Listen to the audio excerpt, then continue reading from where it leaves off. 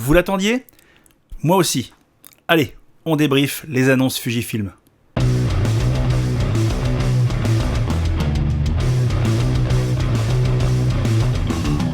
Salut, c'est Ben de Retour d'Expérience et je suis content de vous retrouver dans un format un petit peu plus classique pour vous parler des annonces de Fujifilm, puisque ça fait longtemps qu'on attendait ça. Ça y est, ils ont annoncé un nouveau boîtier.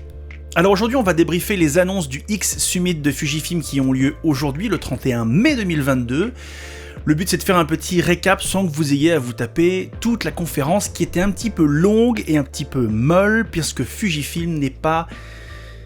Ils ne sont pas les meilleurs pour faire des conférences d'annonces vivantes. Donc j'ai pris des petites notes là sur mon iPad et je vais vous lire un petit peu ça au fur et à mesure, vous donner mon avis et comparer un petit peu ce que ça vaut vis-à-vis de la concurrence, parce qu'il y a eu des annonces il n'y a pas longtemps. Fujifilm a donc annoncé un nouveau boîtier, on va dire 1,5, puisqu'ils ont fait la promotion aujourd'hui et l'explication du Fujifilm X-H2S, tout en évoquant la sortie et l'annonce prochaine en septembre d'un X-H2 tout court, avec un autre processeur. On va en parler très rapidement, et aujourd'hui on va se focus sur le X-H2S.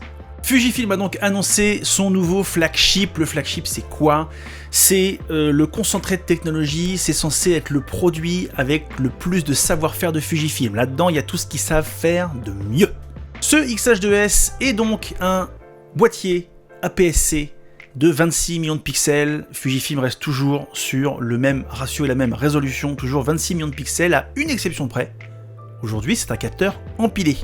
Un capteur empilé, c'est quoi? Il y a plusieurs types de capteurs, les deux plus communs étant les rétroéclairés, ceux qu'on trouve à peu près sur tous les boîtiers, et les capteurs empilés, c'est-à-dire qu'il y a plusieurs couches de capteurs, ce qui permet au capteur d'être beaucoup plus rapide et donc de développer bien plus de performance. A savoir qu'aujourd'hui, les capteurs empilés à la concurrence, c'est un Sony A1, un Canon R3, un Nikon Z9, bref, le ultra haut de gamme et ultra cher de la concurrence. Dans les choses à retenir de ce X-H2S, on va donc commencer par l'ergonomie. On a un boîtier qui a un look massif, mais qui, dans la main des quelques youtubeurs que j'ai vus et des présentateurs de chez Fujifilm, n'est pas si gros. On est sur un boîtier qui a l'air d'avoir à peu près un look de Panasonic G9, c'est ce qui s'en rapproche le plus, voire d'un Panasonic S5 en plein format. Quand j'ai vu le boîtier, la première image du boîtier, je me suis dit c'est un Panasonic S5, ils sont juste plantés dans le petit logo, mais non, c'est le X-H2S. On a donc un boîtier en magnésium, donc ça c'est vraiment le premium, c'est ce qu'il y a de plus résistant et léger. On a un viseur, ça c'est hyper important, de 5,76 millions de pixels. Ça vous paraît peut-être pas, mais plus le viseur est développé, plus la sensation un petit peu réflexe d'image qualitative est là. Donc 5,76 millions de pixels rafraîchis à 120 images par seconde. Donc vous avez une image super fluide et hyper détaillée dans un petit viseur comme ça. On a un port HDMI de type A, c'est-à-dire les gros ports HDMI, ceux qui sont vraiment adaptés pour la vidéo et pour un usage un peu plus pro. On a un port USB-C pour y mettre une batterie externe, etc.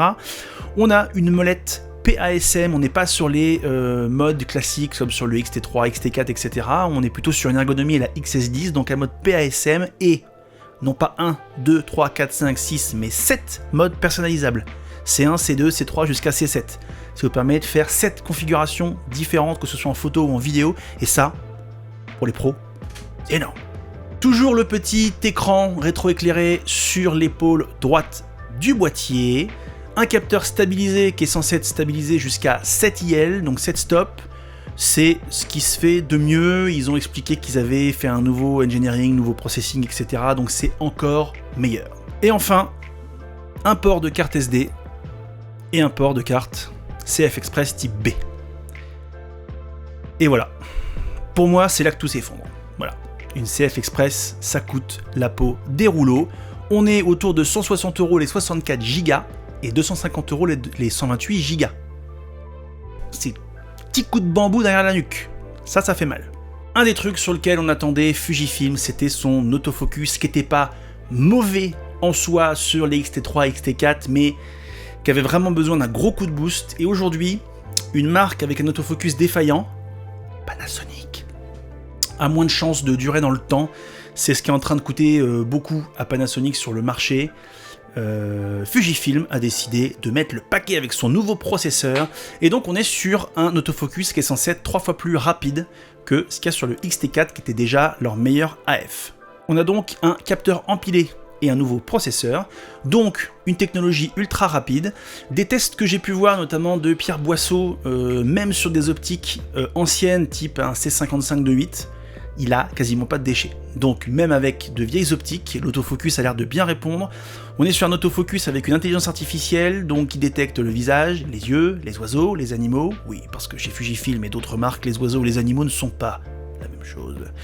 Il capte les avions, il détecte les trains, il détecte les voitures, bref, un autofocus intelligent qui s'adapte et qui a un mode prédictif, c'est-à-dire qu'il envisage les mouvements qui vont être faits pour être plus efficaces. Voilà, j'ai pu voir qu'un seul vrai test sur un modèle de pré-production, mais c'était pas mal. J'attends de voir un petit peu ce que des gens comme Damien Bernal vont nous faire comme test, mais franchement, du peu que j'en ai vu, c'est convaincant. Et au fait, pense à t'abonner, ça coûte rien et ça fait plaisir. En termes de spécificité photo et vidéo, je vais pas vous dérouler une fiche de spec complète parce qu'il y a 1 milliard de trucs, je vais vous faire un résumé. En photo, on est sur du 15 images par seconde de rafale en obturateur mécanique et 40 images par seconde en obturateur électronique. 40 images, ça commence à faire. On a un capteur empilé, donc ultra rapide, donc pas de blackout, ça veut dire pas d'images noires qui coupent. Il est capable d'encaisser 120 images par seconde, ce capteur empilé. Donc toutes les 2 images, il en glisse une supplémentaire, ce qui vous donne une impression de fluidité et donc pas de blackout. En termes de buffer, il n'y a pas d'info qui a été donnée. Maintenant, après le X-Summit Japon, j'ai regardé le débrief de Fujifilm France, et à un moment donné, avec une CF Express, il a fait une petite rafale, et en fait, j'ai trouvé qu'elle était petite, cette rafale. C'est-à-dire qu'il était en mode 40 images secondes, et au bout de 2 secondes et demie, le buffer était plein. Alors lui, il a dit que ça faisait 5 secondes. Moi, ça en fait plutôt 2. Alors à voir dans quel mode il était, je crois qu'il était en RAW plus JPEG, à voir un petit peu ce que ça donne sur autre chose qu'un modèle de pré-production. J'ai eu l'impression que le buffer était pas super élevé, malgré une CFast type B, malgré un capteur empilé, malgré un nouveau processeur, etc. Voilà. Petite info que j'ai oublié de glisser, on est toujours sur un capteur avec une technologie X-Trans. Fujifilm n'est pas passé sur un système Bayer, il reste sur sa technologie X-Trans brevetée de chez eux. En vidéo, c'est là qu'il y a pas mal de trucs, c'était très attendu, même si Fujifilm historiquement est très photo, il s'oriente de plus en plus vers la vidéo, et c'est de faire des appareils le plus hybrides dans le sens pur du terme, vraiment un mix photo et vidéo. En vidéo, on a de la Full HD jusqu'à 240 images secondes, jusque là rien d'exceptionnel, on a de la 4K jusqu'à 120 images par seconde. Néanmoins, Gérald Dundon, super youtubeur, a fait un petit test avec un modèle de pré-production, et lui, il a détecté un crop de 30% sur de la 4K 120 images par seconde. C'est un détail, mais 30% sur un capteur APS-C, ça commence un petit peu à faire, donc faut l'avoir en tête. 4K 120 images par seconde sans le son, c'est-à-dire que c'est purement de l'image, le son n'est pas avec. On a de la 6,3K jusque 30 images par seconde, donc il exploite le max du capteur de 26 millions de pixels. On a des codecs ProRes 422 HD, ça c'est vraiment chouette. On a du H264, H265, qui est absolument intraitable sur un ordinateur même récent. On a du RAW en externe, pour de la 4K jusqu'à 60 images secondes et en 6,3K. Ils en ont pas trop parlé, ils l'ont juste affiché dans la fiche de spec, que je vais vous montrer des images au fur et à mesure, vous devez en voir défiler. Voilà, c'est écrit, mais il n'y a pas eu de spécification, ils n'ont pas tellement gratté par rapport à ça, donc à voir un petit peu ce que ça donne dans le temps.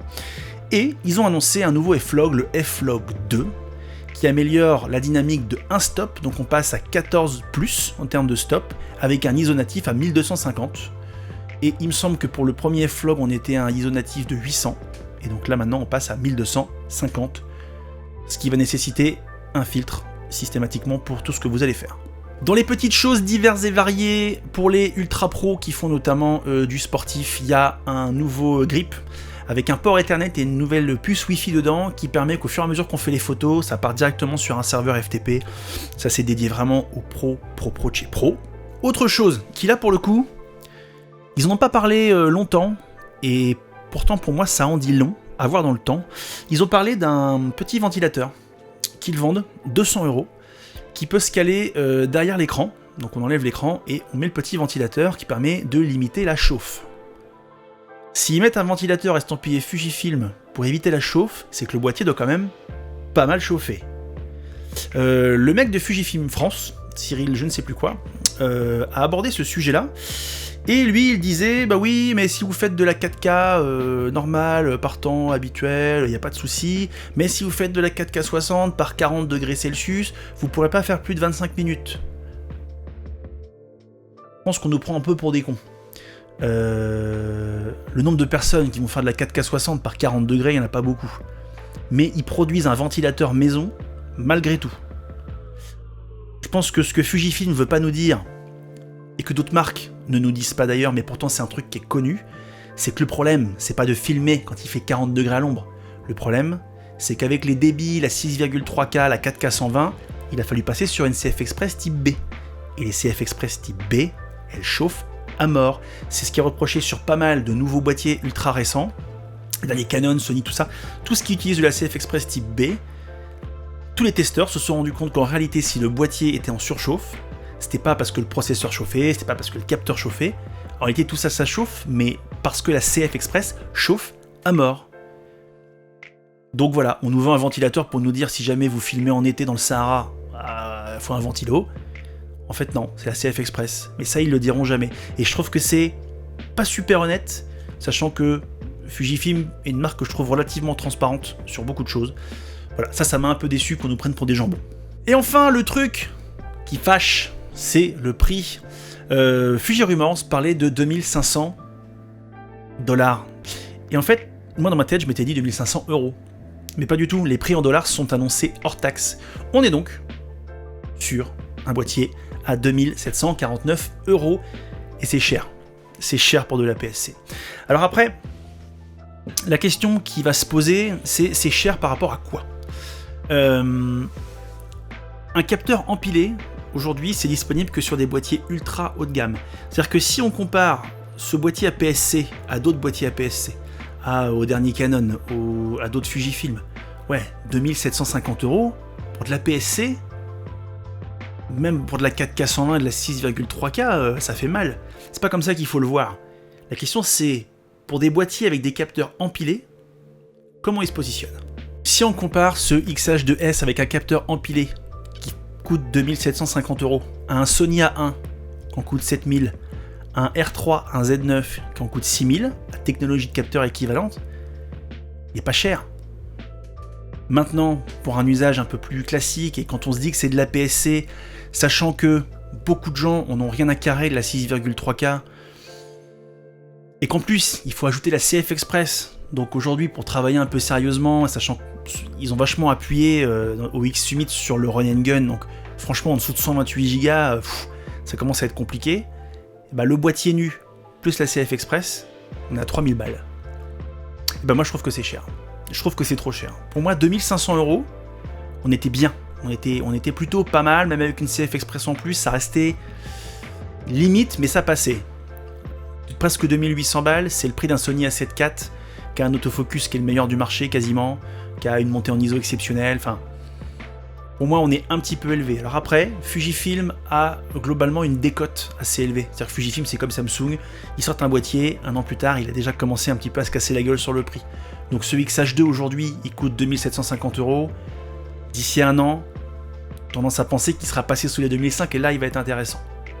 Moi, ce que je pense de ce boîtier, c'est que c'est un super boîtier. Je l'ai vachement attendu, mais les deux trucs qui m'ont bloqué, parce que je trouve que c'est un boîtier quasi parfait. J'ai rien contre le plein format, d'ailleurs j'envisage d'acheter un plein format, mais j'aime aussi beaucoup le micro 4 tiers et l'APS-C. Pour moi, l'histoire de capteur, c'est une question d'usage, etc. Mais pour un APS-C, je trouve qu'il a tout. C'est-à-dire que c'est vraiment le format intermédiaire entre micro 4 tiers et plein format. On est sur des choses qui sont assez compactes, on a une machine de guerre, mais presque 2800 balles pour ça, avec des cartes CF Express. Pour moi, ça le fait pas. Et là où je m'étais dit, je vais l'acheter, et ben là je me dis, je vais attendre. S'il y avait eu 2 ports de carte SD, et admettons de la CF Express type A comme fait Sony, même si je crois que c'est eux qui l'ont créé ce format-là, donc il est sûrement sous brevet, ou s'ils avaient mis 2 ports SD plus un port, admettons, CF Express type B en plus, ou, et peut-être que ça va dans une mise à jour, du CF Express type B, de la SD, mais avec le port USB, la capacité d'enregistrer sur un disque externe, comme le GH6, qui va le faire bientôt. Là, c'était vraiment chouette.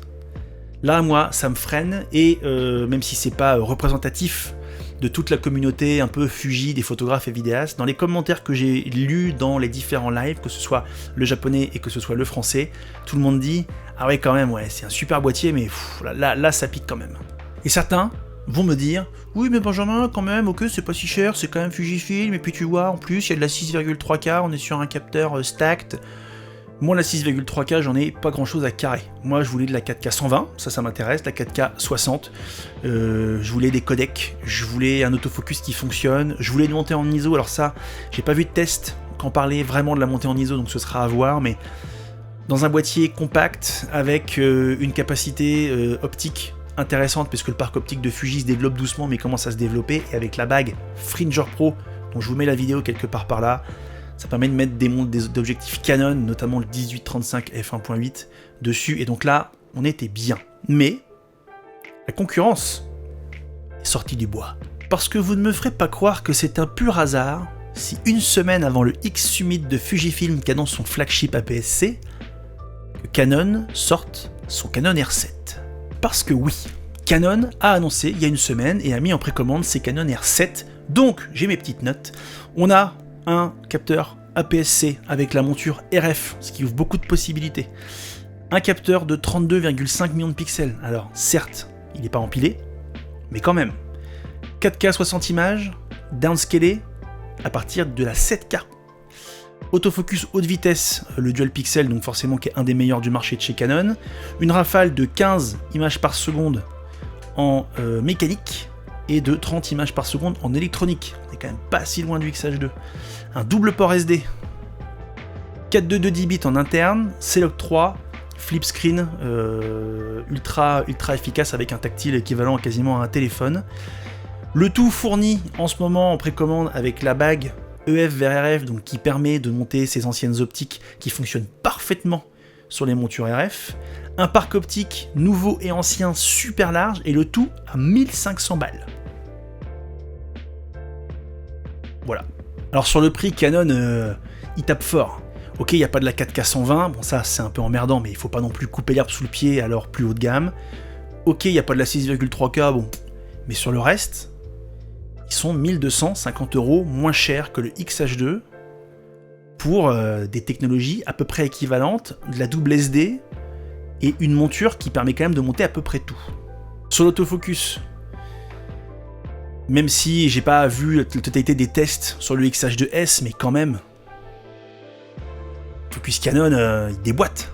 Sur les menus, même si les menus Canon, je pense, sont meilleurs, sur le toucher, l'ergonomie, les boutons, tout ça, la sensation de solidité, on sera carrément meilleur sur un XH2 magnésium, alors que je pense que le R7 fait plus plastique, c'est leur bas de gamme, un bas de gamme à 1500 balles, mais c'est un peu leur plus bas de gamme, moyenne gamme, donc je pense que là-dessus, Fuji sera meilleur. Et les couleurs, et ça, c'est une affaire de goût, mais Fujifilm s'est quand même fait une spécialité de sa colorimétrie, même si Canon est connu pour ses teintes de peau, mais bon, là on va dire que c'est kiff-kiff, c'est une affaire de goût.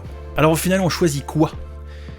En fait, c'est à vous de voir. Disons qu'ils ne sont pas tout à fait destinés au même public. Le XH2S est vraiment orienté sur un public pro, que ce soit avec le grip pour le sportif de haut niveau, que ce soit les nouvelles optiques qu'ils ont annoncées, où ils sont vraiment orientés sur le côté ciné, hein, c'est eux qui l'ont dit avec tous le ProRes 422 HQ, etc. Bon, on est vraiment sur un public vraiment pro, où on veut le moins de compromis possible, et où acheter une CF Express à 500 balles, dans l'un comme dans l'autre, c'est pas si grave.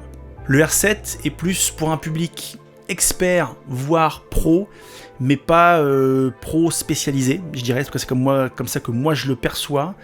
Moi j'ai vu pas mal de professionnels qui utilisent Canon qui disent qu'en caméra B, ça fait un bon outil de travail, et pour le coup, je suis assez d'accord. La dynamique et la montée en ISO, c'est ce qui fera pencher la balance, sachant que Canon, en termes de dynamique, c'est pas les meilleurs. En termes de montée en ISO, c'est pas les meilleurs. Là où, visiblement, Fujifilm a quand même fait un effort sur la dynamique, sur la montée en ISO, je ne sais pas. Sur l'autofocus, ils nous ont fait, j'ai l'impression, un peu comme Nikon, c'est-à-dire que Nikon, ils étaient à la ramasse. Ils ont sorti le Z9, ils se sont mis au niveau de tout le monde. Et là, Fujifilm a fait la même, j'ai l'impression, même s'ils n'étaient pas vraiment à la ramasse, mais ils étaient un peu en queue de peloton. Et là, ils nous ont sorti un truc où même avec les vieilles optiques, ils arrivent à encaisser à peu près tout ce qui bouge. Et puis il y a le parc optique, là où Canon est quand même ultra fourni, que ce soit en optique EF qui marche très bien avec leur bague, ou en optique RF qui commence à s'étoffer. Alors il y a des optiques RF qui coûtent extrêmement cher, mais aussi qui sont relativement abordables, voire moins cher que certaines nouvelles de chez Fuji. Fuji de son côté a commencé un peu à balancer de nouvelles optiques, ça fait déjà 2 ans là qu'ils nous ressortent le 18, le 33 mm, etc. Donc quand même pas mal de trucs intéressants avec des autofocus ultra rapides, une qualité d'image exceptionnelle, une construction vraiment fantastique, mais ça prend son temps. Et puisqu'on parle d'optique, Fujifilm a annoncé quelques nouveautés, des optiques qui vont sortir là et des optiques qui sont en cours de travail. Donc les optiques qui vont sortir, il y a un 150-600 f 568 qui coûtera la bagatelle de $2000 américains. Ils ont également annoncé un 18-120 f4 avec qui est plutôt orienté, alors ils disent ciné, en tout cas il est parafocal, c'est déjà pas mal, qui lui devrait coûter $900 américains. Faut imaginer qu'il y a des taxes, tout ça, donc on est autour des 1000 €, je pense à peu près. Et ils ont annoncé quelques autres petites choses, notamment un 56 mm f1.2, donc celui que j'ai, mais une nouvelle génération qui est en préparation. Ils ont annoncé un 30 mm f2.8 macro, et ils ont annoncé la fabrication d'un 8 mm f3.5.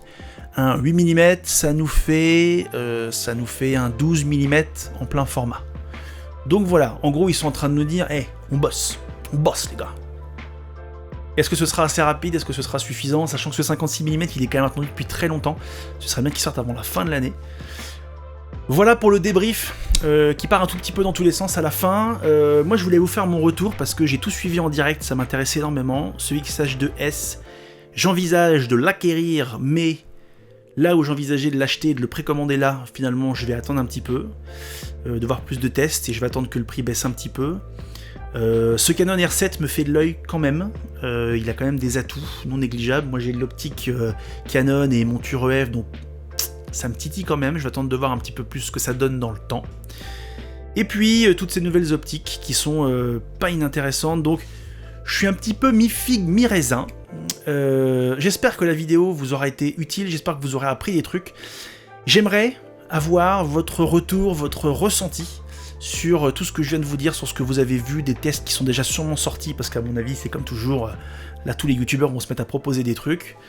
Donc voilà, ça m'intéresse de savoir ce que vous en pensez, est-ce que vous seriez prêt à investir, est-ce que ça vous intéresse, est-ce que vous allez probablement comme moi attendre un XT5, ça botte. Est-ce que voilà, est-ce que vous allez partir sur une autre marque, est-ce que vous allez rester chez Fujifilm, je sais pas, Panasonic ou chez n'importe quelle autre marque? Dites-le moi en commentaire, pensez à vous abonner, et en attendant, prenez soin de vous. Salut!